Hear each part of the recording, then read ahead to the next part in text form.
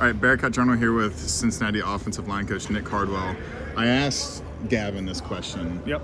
What would you think is your biggest takeaway in terms of maybe a negative, maybe a positive about this O-line group through 2 weeks of fall camp? I would say as a positive, probably the most connected group that I've ever had. I thought they were connected last year. You had a great group of guys, John Williams, DT, and Kendra. And these guys, they've been through a lot, obviously, with what happened in April with Jeremiah. These guys have really rallied around each other and really pushed each other, and their mindset has been awesome through the summertime. And then the first 2 weeks of camp, they have worked really, really well in passing off games and communication and all of that. That would be the biggest positive. I think some of the things that we got to continue to work on is when it's not a team rep and it's just an indie combination or it's an indie drill, we need to get it as close to a team rep as possible like that. So I want game-like speed in that. And so we're pushing to get that in every last one of our indie drills.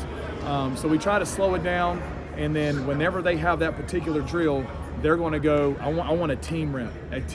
Yeah. And so when you have certain guys that transfer in from different places, they may feel like, okay, or even the young guys, they come in, they don't know what a team rep looks like, right?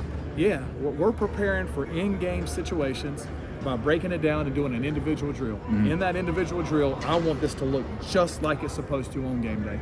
And so we're making strides at it, but I'd say in the first 2 weeks, those are the biggest things. One, having great connection, and then two, getting game-like reps in our individual drills. I know you expected Taran Tyo to be good when he came in just because he's a veteran. I mean, he was Ohio State had interest out of the portal. Yep. Gavin told me he kind of struggled during spring, but then now he's fully kind of committed to it. Yeah. Has he exceeded your expectations? Absolutely, he has. And he in the spring, I thought he did a good job.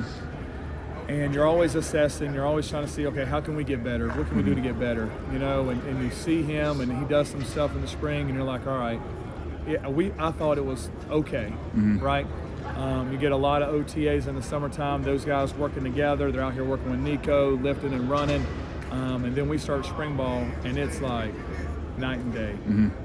For what we do, you know, we're running off the football, we run a lot of outside zone, there's no questions about that. And so could he do it? In the spring, there were some questions. Now it's like, oh my gosh, he's moving now, and kudos to Nico and his staff for getting him to that point.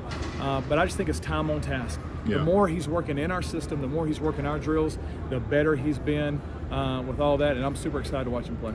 How much competition is there going to be at that left guard spot? Because obviously Evan Tangasol comes in as the likely guy. Lozowicki's been taking a lot of snaps there.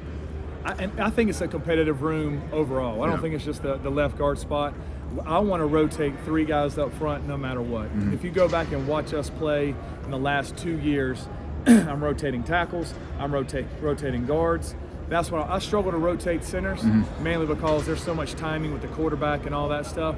And everybody will get some center reps, but we're going to rotate. Lozowicki's had a heck of a spring, heck of a summer, and a heck of a camp. He's going to play up front. So you're looking at Lozo, Evan, and Taran, all three going to rotate up front.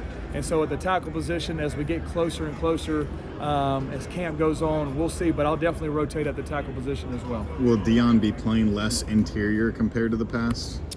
I would think so. Yeah. Is he happy with that? Just to be sticking You know what? at one Deon spot? don't care. Like Deon just wants to play. Like he don't care. Put me. Yeah, he's awesome about that. Like last year, having to play some guard. Absolutely, coach. I'll go play guard. Like he don't care. He just wants to play ball.